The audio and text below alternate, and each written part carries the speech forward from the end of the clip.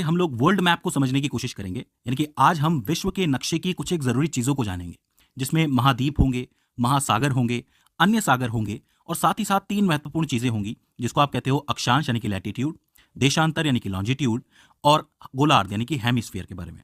क्या होती है भूमध्य रेखा, क्या होती है कर्क रेखा, क्या होती है मकर रेखा, इन सभी प्रश्नों के उत्तर आज आपको मिल जाएंगे। बस आपका काम ये है कि आप लास्ट तक वीडियो देखिए और नोट्स बनाते हुए चलिए। बाकी हमारी कोशिश रहेगी कि आपको नीचे पीडीएफ तो अवेलेबल करवा ही दें हम लोग, ठीक है। तो ज़्यादा देर ना करते हुए हम शुरू करते हैं। पहले आपके सामने ये मैप आपको नजर आ रहा है, ये नक्शा आपको नजर आ रहा है।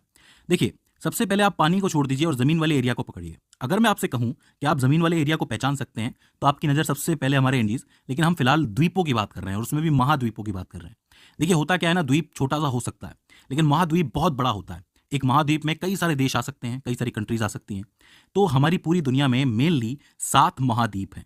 अच्छा, मैं आपसे पूछूं, सीधी सी बात है, अब हम हमारे घर से शुरुआत करेंगे तो एशिया आपको नजर आ जाएगा। सबसे अलग हमें पता है कि ऑस्ट्रेलिया होता है, तो आप ऑस्ट्रेलिया को भी पहचान लोगे। इसके अलावा ये जो हिस्सा आपको नजर आ रहा है ये है आपका अफ्रीका, और ये वाला जो हिस्सा है जो कि मिला हुआ नजर लग रहा है आपको एशिया के अंदर, वो है आपका यूरोप।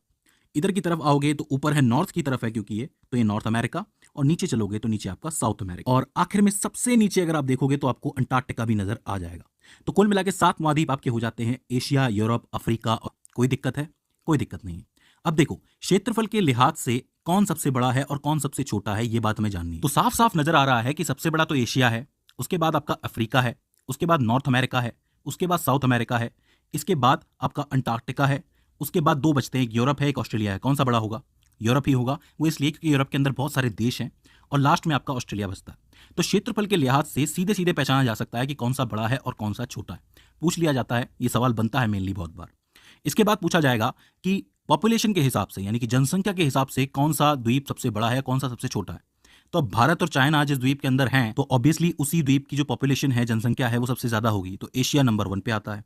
दूसरे में अफ्रीका आएगा, सीधी सी बात है, क्योंकि अफ्रीका में भी जनसंख्या बहुत है, बहुत सारे देश हैं वहाँ पे। यूरोप आएगा इसके बाद, क्योंकि यूरोप में बहुत सी कंट्रीज हैं।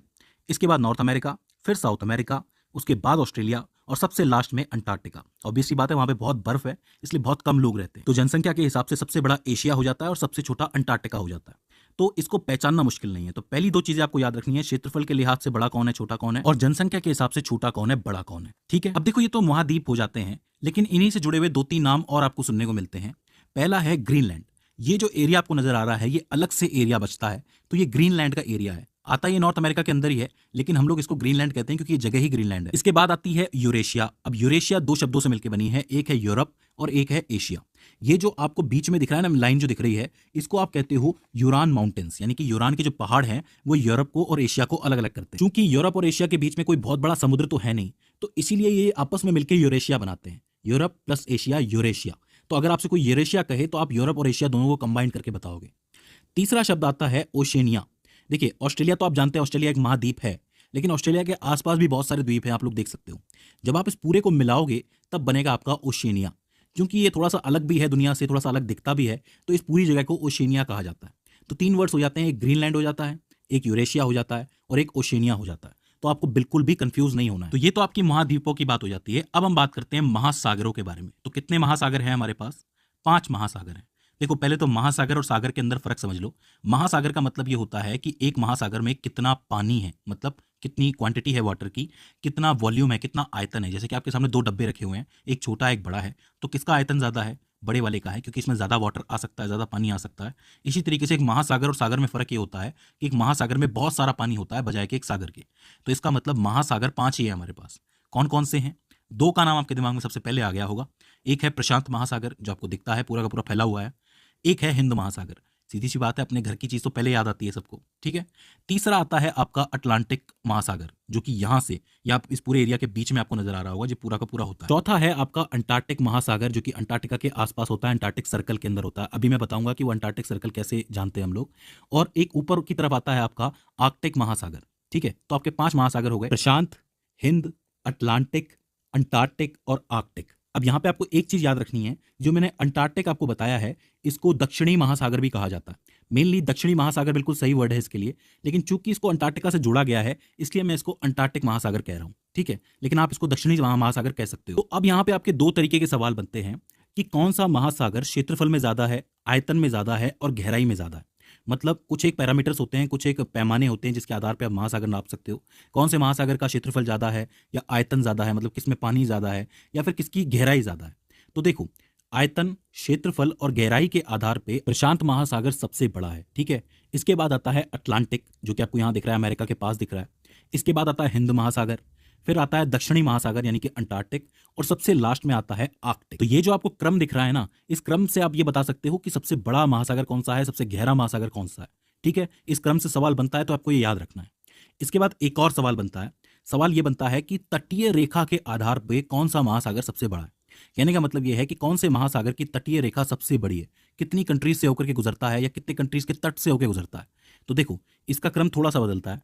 इस क्रम में प्रशांत महासागर सबसे बड़ा है क्योंकि इसकी तटीय रेखा सबसे बड़ी है। उसके बाद अटलांटिक आता है क्योंकि अटलांटिक बहुत सारे तटों से होकर गुजरता है, यहाँ पे दो दो अमेरिका आ जाते हैं, आपको पता है। इसके बाद आता है हिंद महासागर। इसके बाद आता है आर्कटिक यानी कि ऊपर वाला आता है, क्योंकि यहाँ पे बहुत सारे देश हैं, तो बहुत सारे देशों के लिए इसकी तटीय रेखा काफी बड़ी हो जाती है। और लास्ट में आता है आपका दक्षिणी महासागर यानी कि अंटार्कटिक महासागर, क्योंकि वहां पे देश कम है तो इस वजह से उसकी तटीय रेखा छोटी हो जाती है। तो ये हो जाते हैं आपके महासागर। अब आप पूछेंगे कि सागर कौन से हैं। तो देखो, महासागर और सागर कोई अलग तो नहीं है, लेकिन जब आप देशों के पास जाते हो तो देशों के पास जाते ही उन देशों के अपने सागर बन जाते हैं। जैसे हिंद महासागर तो आपको पता है, वो तो एक महासागर है, लेकिन जब आप बंगाल के पास जाओगे तो आपको मिलेगी बे ऑफ बंगाल यानी कि बंगाल की खाड़ी, तो वो एक सागर है, क्योंकि भारत की अधिकतर नदियां जो होती हैं वो बंगाल की खाड़ी में जाके ही गिरती हैं, ठीक है। इसके बाद जैसे अरेबियन सी आ जाता है, जैसे कि आपका मिडिल ईस्ट यहाँ पे होता है, जहाँ पे अरब कंट्रीज होती हैं, तो उनके पास के सागर को अरेबियन सागर कहते हैं। नीचे आओगे तो गल्फ ऑफ एडन कहलाता है ये। इधर की तरफ साउथ चाइना का सागर है, ऊपर थोड़ा ईस्ट चाइना का सागर है। इसके अलावा जापान, ये आपको नजर आ रहा होगा, तो जापान के पास वाले सागर को सी ऑफ जापान कहते हैं, यानी कि जापानी सागर। ऊपर आप चलोगे तो ग्रीनलैंड के पास भी एक सागर मिलेगा, मध्य अमेरिका के पास आपको मिलेगा कैरेबियन सी। तो इसी तरीके से देशों के पास जब आप जाते हो तो वहां पे आपको सागर बटे हुए मिलते हैं कि किसी के नाम से सागर है, किसी के नाम से सागर है। जब हम देशों की बात करेंगे तो मैं आपको सागरों के बारे में और अच्छी तरीके से बताऊंगा। तो मुझे उम्मीद है कि आपको महाद्वीप समझ में आ गए होंगे, महासागर समझ में आ गए होंगे। अब हम बात करते हैं तीन इंपॉर्टेंट चीजों के बारे में जिनसे सवाल बनता है। सबसे पहले आता है लैटिट्यूड यानी कि अक्षांश। तो देखो, ध्यान से समझना कि जिस तरीके से मैप आप लोगों ने देख रखा है, इस मैप में पूरी की पूरी पृथ्वी दिखाई जा रही है। इस पृथ्वी के बीच से कहीं पे यहाँ पे 0 डिग्री से एक लाइन जाती है, जो कि काल्पनिक लाइन होती है, रियल लाइन नहीं होती है। ये काल्पनिक लाइन आगे जाके इसी पॉइंट से जाके मिलती है, क्योंकि धरती गोल है। जब आप पूरे इस नक्शे को गोल कर दोगे तो ये आपस में मिल जाएगी। ये लाइन धरती को दो बराबर हिस्सों में बांटती है। ऊपर की तरफ होता है उत्तरी गोलार्ध यानी कि नॉर्दर्न हेमिस्फीयर, और नीचे की तरफ होता है दक्षिणी गोलार्ध यानी कि सदर्न हेमिस्फीयर। और इस रेखा को आप लोग कहते हो इक्वेटर यानी कि आपकी भूमध्य रेखा, और यहीं से शुरू होते हैं आपके अक्षांश यानी कि लैटिट्यूड। भूमध्य रेखा एक लैटिट्यूड की लाइन है। इसी के समानांतर जब आप ऊपर चलेंगे 10 डिग्री, 20 डिग्री, 30 डिग्री, 40 डिग्री, तो ये लाइंस खिंचती चली जाएंगी, ठीक है। बिल्कुल समानांतर लाइन होती है ये। तो ये जो लैटिट्यूड है ये आपका उत्तर की तरफ जा रहा है, ये सब लैटिट्यूड की लाइन है। जब आप नीचे की तरफ यानी कि दक्षिणी गोलार्ध में ऐसी ही लाइनें खींचोगे साउथ की तरफ, तो ये दक्षिणी गोलार्ध का लैटिट्यूड या फिर अक्षांश कहलाएंगे। देखो, बिल्कुल भी कंफ्यूज नहीं होना है।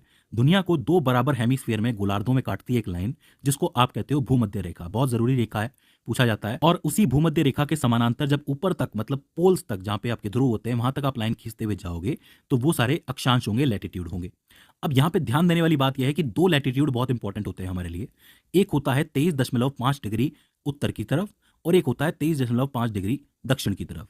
23.5 डिग्री उत्तर की तरफ आपका आता है कर्क रेखा यानी कि ट्रॉपिक ऑफ कैंसर, और 23.5 डिग्री साउथ की तरफ आपका आता है मकर रेखा यानी कि ट्रॉपिक ऑफ कैप्रिकॉर्न। अब आप पूछ सकते हैं कि इनमें ऐसी क्या खास बात है। तो देखो, हम थोड़ा सा जाते हैं धरती से बाहर। धरती एक टिल्ट पे यानी कि एक झुकाव पे झुकी हुई है, आपको तो पता है 23.5 डिग्री के झुकाव पे है धरती सूरज के साथ। तो क्या होता है कि दिसंबर के टाइम पे ट्रॉपिक ऑफ कैप्रिकॉर्न जो होती है वो आपके सूर्य के सामने होती है, ठीक है। आप लोग देख सकते हो बिल्कुल सामने है। वहीं 6 महीने के बाद क्या होता है, मतलब जून के टाइम पे क्या होता है कि जो कर्क रेखा होती है वो बिल्कुल सूर्य के सामने होती है। अब यहाँ पे आप देख सकते हो कि दिसंबर के टाइम पे जो नॉर्दर्न पार्ट होता है वो सन से थोड़ा सा दूर हो जाता है, और सदर्न पार्ट सन के थोड़ा सा पास चला जाता है।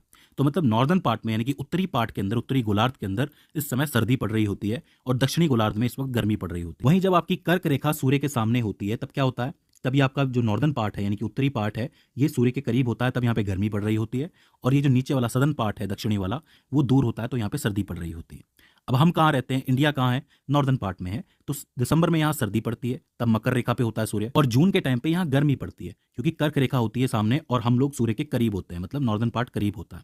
आप देख सकते हैं कि दिसंबर जनवरी के टाइम पे मकर रेखा से दोबारा ये इक्वेटर की तरफ आना शुरू करता है सूर्य, तभी ये मकर राशि में भी प्रवेश करता है। हम लोग कहते हैं ना कि मकर संक्रांति आ गई है, तो वो दिसंबर जनवरी के टाइम पे होता है जब मकर रेखा से सूर्य वापस इक्वेटर की तरफ, भूमध्य रेखा की तरफ वापस आता है। हालांकि सूर्य कहीं नहीं जाता, हम ही घूम रहे होते हैं, धरती ही घूम रही होती है। इसके बारे में और भी अच्छी तरीके से आप समझ सकते हैं इस वीडियो के अंदर। रेखा हो गई, एक कर्क रेखा हो गई, एक मकर रेखा हो गई। इसके अलावा दो और अक्षांश होते हैं जो ऊपर की तरफ होते हैं 66.5 डिग्री पे। एक होता है ऊपर की तरफ नॉर्थ में, एक होता है साउथ में नीचे की तरफ। जो नॉर्थ में पार्ट होता है, इससे ऊपर ऊपर के एरिया को आप कहते हो आर्कटिक सर्कल। ठीक है, याद रहेगा, 66.5 डिग्री जो होता है उससे ऊपर के एरिया को आर्कटिक सर्कल कहते हैं। वहीं नीचे की तरफ क्या होता है कि ये 66.5 डिग्री साउथ में, ये जो नीचे वाला हिस्सा है ये अंटार्कटिक सर्कल कहलाता है। ऊपर वाला आर्कटिक सर्कल, ये अंटार्कटिक सर्कल। तो आपको लैटिट्यूड समझ में आ गया, अक्षांश समझ में आ गया। इसके बाद हम लोग बात करते हैं लॉन्गिट्यूड की। अब देखो लॉन्गिट्यूड में क्या होता है कि जो आपका उत्तरी ध्रुव होता है यानी कि नॉर्थ पोल और दक्षिणी ध्रुव होता है यानी कि साउथ पोल, ये दोनों आपस में जुड़ते हैं। जैसे कि भूमध्य रेखा में क्या होता है कि यहाँ से यहाँ तक लाइन जाती है, इसी तरीके से ये ध्रुव होते हैं ऊपर नीचे वाले, ये आपस में जुड़ते हैं। ये भी एक काल्पनिक रेखा होती है। इसको आप कह सकते हो कि ये धरती की धुरी होती है। धुरी मतलब जैसे ये धरती है, धरती के बीच से एक लाइन गुजर रही है, काल्पनिक लाइन, इसको धुरी कहा जा सकता है। इसको आप लोग कहते हो लॉन्गिट्यूड। ये जो लॉन्गिट्यूड की लाइन होती है ये पूरी धरती को दो दूसरे गोलार्धों में बांटती है। एक होता है आपका पश्चिमी गोलार्ध यानी कि वेस्टर्न गोलार्ध यानी कि वेस्टर्न हेमिस्फीयर, और एक होता है आपका पूर्वी गोलार्ध यानी कि ईस्टर्न हेमिस्फीयर।